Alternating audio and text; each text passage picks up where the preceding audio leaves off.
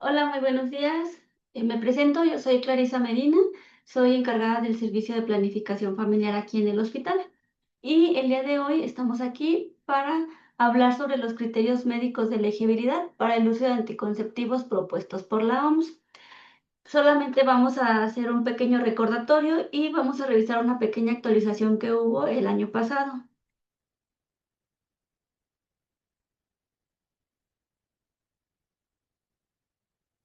Ahí está. Bueno, ¿qué son?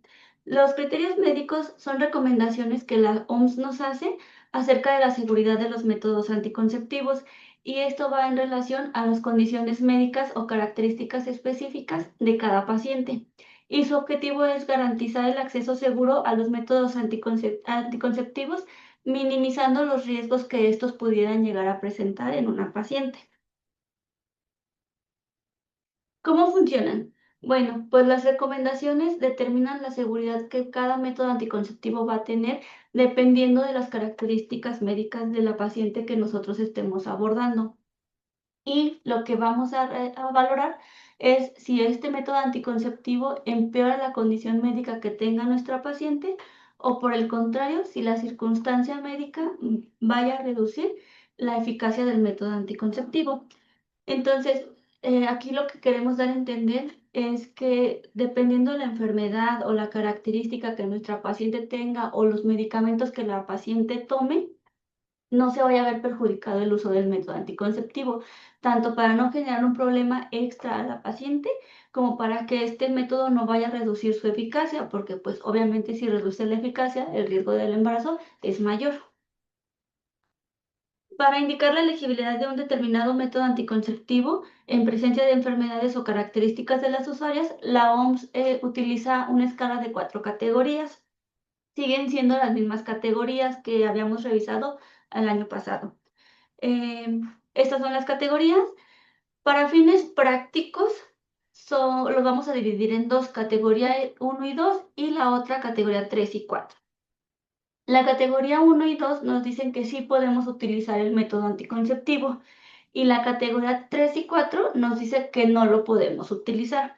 Aquí nada más quiero hacer un pequeño énfasis en la categoría 3. Esto que les acabo de mencionar es como para fines prácticos si es que mi criterio médico o mi criterio de enfermería no lo tuviera claro. Si no sé bien distinguir, pues nada más categoría 1 y 2 sí o categoría 3 y 4 no. Sin embargo, el énfasis que les quiero mencionar es en la categoría 3, ya que nos dice que el uso del método generalmente no se recomienda a menos que otros métodos más adecuados no estén disponibles o bien que la paciente no acepte otro más adecuado. Aquí nos dice que los riesgos teóricos superan a las ventajas que el método nos ofrece, por eso no es el más recomendado. Aquí lo que nosotros tendríamos que hacer es valorar el riesgo contra el beneficio y eso es lo que nos va a indicar si lo podemos usar o no. Entonces es un poquito más complejo, es un poquito de mayor cuidado. Sin embargo, pues si les digo, si no podemos distinguir entre este riesgo-beneficio, entonces mejor lo dejamos como categoría 2. Entonces, eh, vamos a ir avanzando. Estas categorías ya las habíamos conocido el año pasado. Entonces, aquí les puse un ejemplo para que la categoría la quede más aterrizada, ¿sí? Entonces, categoría 1 es de uso libre, no hay ningún riesgo y lo podemos utilizar. Dice no hay restricciones médicas para el uso del método anticonceptivo. Y un ejemplo sería el implante subdérmico en una mujer joven y que se considera completamente sana. No tenemos ningún riesgo y entonces podemos utilizar el método. La categoría 2 dice que las ventajas superan los riesgos que pudiera haber. Entonces el método se puede usar, pero requiere un seguimiento clínico adecuado con la paciente. Y, por ejemplo, en este caso sería anticonceptivos orales combinados en mujeres con obesidad con un IMC mayor a 30. En la categoría 3 dice que los riesgos superan las ventajas, entonces no se debe usar a menos de que no existan otras opciones disponibles o como les comentaba hace ratito, a menos de que la paciente no acepte nada. El ejemplo que les puse es el uso de anticonceptivos combinados junto con medicamentos anticonvulsivantes, perdón, como la carbamazepina. ya que estos medicamentos van a reducir la eficacia del método anticonceptivo. Entonces, pues tenemos mayor riesgo de un embarazo y un embarazo pues puede complicar la situación médica de la paciente o viceversa. Y la categoría 4, que es un riesgo inaceptable. Aquí sí, no importa que la paciente esté muy aferrada a un método anticonceptivo o que yo no tenga otros disponibles, el riesgo es mayor y ya no vamos a sumarle ese riesgo a la paciente, porque lejos de dar un beneficio, pues la vamos a complicar más. Entonces, el método representa un peligro para la vida de la paciente y en este caso el ejemplo es una paciente con cáncer de mama. En estas situaciones, el uso de cualquier método anticonceptivo hormonal está completamente prohibido. Por lo tanto, pues no les vamos a dar hormonales a una paciente con un CA de mama. Yo espero que con estos ejemplos nos haya quedado un poquito más claro la categoría. Y también quiero hacer un énfasis en que cada método va a ser diferente categoría en cada paciente. O sea, la categoría va a depender de las características de la paciente.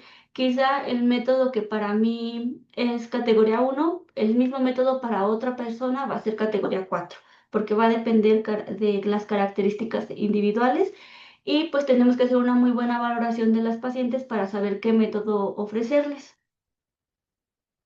Aquí les muestro una tablita con la eficacia de los métodos anticonceptivos. Em, Aquí quiero que vean que nos pone uso perfecto y uso típico. El uso típico es el uso que la paciente le da, como ella lo haya entendido que se tenía que usar y ella como lo esté usando, ese es el uso típico. Y pues la eficacia va a ser una en ese tipo de uso. Y por otro lado tenemos el uso perfecto, que es el deber ser, el cómo se tiene que utilizar un método adecuadamente. En ese uso, pues el porcentaje de efectividad aumenta.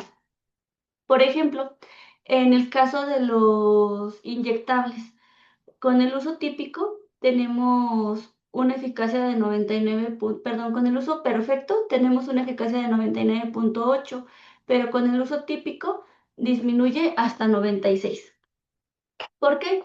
Porque si la paciente no acudió el día que le tocaba aplicarse la inyección o algo salió de sus manos o de su control y no se aplicó la inyección el día que tenía que ser, pues la eficacia del método va a disminuir. Por 1 o 2 o 3 días que se le haya pasado la inyección, va a disminuir su eficacia. Lo mismo va a suceder con las inyecciones, perdón, con los hormonales orales. Si se fijan aquí, el uso perfecto es de 99,7% y con el uso típico disminuye hasta 93%. Por sí solitas, las pastillas son muy eficaces. Sin embargo, si no las usamos correctamente, pues va a disminuir su eficacia significativamente. Las pastillas, por ejemplo, se tienen que tomar cada 24 horas, pero ya hemos visto casos de pacientes que no llevan el horario tal cual y un día se la toman a las 9, por ejemplo, y al día siguiente se la toman a las 10 y al día siguiente se la toman hasta las 5. Entonces, eso hace que la eficacia del método vaya disminuyendo.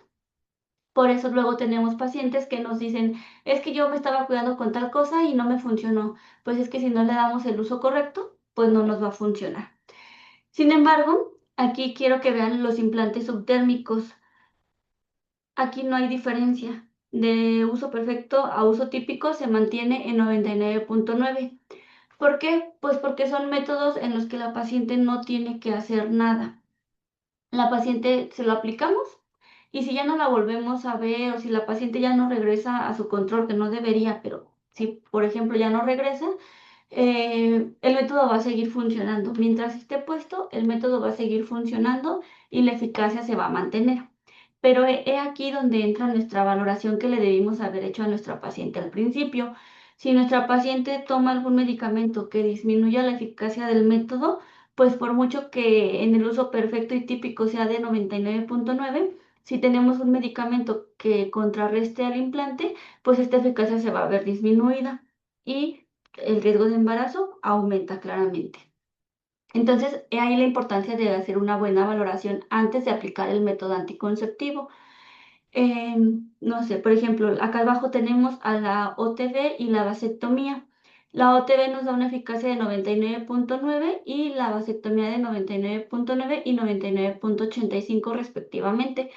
Esos métodos, pues también en la vasectomía sí hay un poquito de variación, pero pues es por el estudio de espermatoscopía que se debe de hacer para garantizar que ya no hay espermatozoides. Entonces, a veces en el rango de que la espermatoscopía salga en cero, pues entonces ahí se logran a veces embarazos.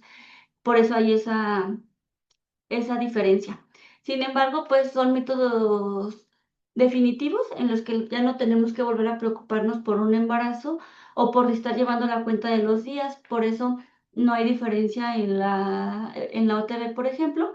Y pues es un método que ya podemos utilizar sin problema y que no tiene ya mm, ningún choque con algún medicamento ni ningún choque con ninguna enfermedad. ¿Vale? Entonces, quiero que nos quede muy claro que hay dos eficacias, la eficacia del uso perfecto y la eficacia del uso típico, y esto se lo tendríamos que estar explicando a nuestras pacientes. Inicio rápido. ¿A qué se refiere el inicio rápido? Bueno, anteriormente teníamos muy arraigada la idea de que para iniciar un método anticonceptivo, la paciente tenía que estar menstruando y no le iniciábamos el método hasta que ya estuviera menstruando. Actualmente tenemos algo que se llama inicio rápido y esta es una valoración que se le hace a la paciente para saber si le podemos o no otorgar un método aunque no esté menstruando. Y bueno, es para satisfacer oportunamente las necesidades anticonceptivas y reducir los embarazos no planeados. Y se basa en tener la certeza razonable de que una mujer no está embarazada. Entonces, cuando la paciente no presente signos o síntomas de embarazo y que además nos conteste una serie de preguntas para saber, para tener la certeza razonable. Entonces, esa serie de preguntas son estas. Si la persona contesta que no a todas las preguntas, no se puede descartar el embarazo. Y ahí sí tenemos que esperar a la menstruación o esperar al menos 21 días después de la última relación coital para que la prueba tenga validez diagnóstica. Y si la persona responde que sí, al menos a una de las preguntas, entonces ahí sí podemos tener la certeza razonable de que la mujer no está embarazada.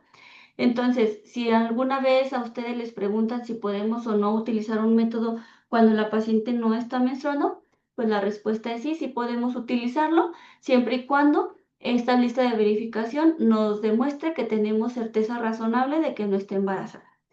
E igual, si nuestro criterio no alcanza a cubrir si es o no es certeza razonable, pues entonces ahí sí podríamos esperar o tener una prueba de embarazo. Ujú. Y la actualización de la que les hablaba al principio, en 2024 la OMS tuvo su reunión para evaluar las recomendaciones que nos estaban dando y para noviembre del 2025 pues ya se publicaron estas actualizaciones. Sinceramente no hay muchos cambios, pero sí hay un cambio que a nosotros nos interesa mucho y es el cambio de los inyectables durante la lactancia. Anteriormente, los inyectables tanto de 2 meses como de 3 meses entraban en categoría 3 cuando estábamos amamantando a nuestro bebé. Actualmente nos los pusieron en categoría 2, o sea que sí los podríamos utilizar aun cuando haya lactancia materna. La OMS nos dice que la evidencia no es contundente, no hay evidencia significativa que nos diga que vamos a causar un daño o en la lactancia o en el bebé. Entonces, pues como no hay evidencia que respalde, los pasan a categoría 2. Sin embargo, al ser un método de corta duración, aunque la OMS nos diga que sí se puede, tendríamos que tener un seguimiento muy estrecho con la paciente y personalmente no lo seguiríamos recomendando. ¿Por qué? Porque es un método de corta duración. Entonces es otorgarle a la paciente otra responsabilidad para que ella esté al pendiente de qué día le toca, de acudir a su centro de salud para que se le aplique. Lo mismo pasa con los anticonceptivos orales de progestágeno solo. También son categoría 2 Sin embargo, al ser un método de corta duración, pues preferimos no utilizarlos para no otorgarle esa responsabilidad extra a la paciente, porque la posibilidad de que la paciente no lo siga correctamente es muy alta y entonces pues la eficacia va a disminuir y podemos tener el embarazo en el corto plazo, ¿vale?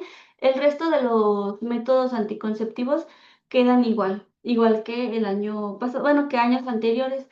Después, antes de las 6 semanas posparto, los anticonceptivos combinados son categoría 4, no los podemos utilizar. Anticonceptivos orales de progestágeno solo, los inyectables de mesoxiprogesterona y noretisterona, que son de 3 meses y 2 meses respectivamente, y los implantes subdérmicos de levonorgestrel y etonogestrel, que son 5 años y 3 años respectivamente, son categoría 2, o sea que sí los podríamos estar utilizando. Y los dispositivos intrauterinos, tanto de cobre como el de levonorgestrel, que es el diumedicado, antes de las 48 horas son categoría 1 respectivamente, 1 y el de medicado categoría 2, pero después de las 48 horas y antes de las 4 semanas se convierten a categoría 3. Hasta pasando las 4 semanas, pues ya se convierten en categoría 1. A menos de que nuestra paciente tenga una complicación como sepsis puerperal, ahí sí ambos DIU se van a convertir en categoría 4, lo cual nos indica que pues no los vamos a poder utilizar. Hago énfasis en la lactancia porque son las pacientes que nosotros tenemos en el hospital. Acuérdense que nuestro principal enfoque está en el apeo, que es la anticoncepción post-evento obstétrico. Y la principal característica que nuestras pacientes tienen es que están amamantando. Entonces no vamos a ofertar un método que contraindique o que vaya contra la lactancia o que vaya a causar algún daño en la paciente o en su bebé. Entonces, por eso me enfoco en este apartado de lactancia, porque son las pacientes que mayormente vamos a ver y son las pacientes que van a estar, pues básicamente por todo el hospital. Entonces, son a las que tenemos que tener la información fresca para poderlas orientar. Muchas veces las pacientes, aunque no hayan tenido a su hijo aquí, están amamantando y se acercan a preguntar si sí pueden tener un método con la lactancia. Entonces, para no caer en el error de decir que no, pues por eso se los queremos dar a conocer. Y bueno, esta es la actualización. Hay otras actualizaciones también sobre antirretrovirales, pero como les menciono, pues esta es a la que mayor importancia le vamos a dar en esta ocasión. Y bueno, nuestras intervenciones pues siguen siendo las mismas, promoción y difusión. Acuérdense, no importa que ustedes no estén en el servicio de planificación familiar o que no estén en el servicio de toco o en ginecología, todos podemos darle promoción a los métodos anticonceptivos. Porque todos los pacientes siempre tienen dudas o hay pacientes que se acercan a preguntar para darle la información a sus hijos, a sus sobrinos. Entonces es importante que nosotros sepamos para darles la información correcta a esos pacientes. Hay que informar y educar a los pacientes porque alrededor de los métodos anticonceptivos existen muchos mitos, existen muchas creencias que no son correctas. Entonces tenemos que informarlos, educarlos para que poco a poquito vayan desapareciendo esos mitos que hay alrededor de los métodos anticonceptivos. Y pues bueno, la consejería. La consejería ya está enfocada cuando el paciente requiere un método anticonceptivo o trae una duda muy específica. Ahí es cuando ya vamos a dar una consejería. Quizá por la carga de trabajo o por cualquier otra situación nos va a ser un poquito más difícil dar una consejería. Sin embargo, en esas situaciones yo les pido por favor que los refieran a con nosotros. Nosotros nos podemos tomar el tiempo de darles una buena consejería para que el paciente, uno, pues no se vaya con dudas y dos, ya sea que escoja un método y si se lo podemos otorgar, otorgárselo. Y bueno, espero que haya quedado todo claro. Fue un poquito rápido, pero es información importante que a todos nos va a funcionar en algún momento de nuestra vida. Y les reitero, si ustedes mismos tienen dudas, se pueden acercar al servicio sin ningún problema. Muchas gracias.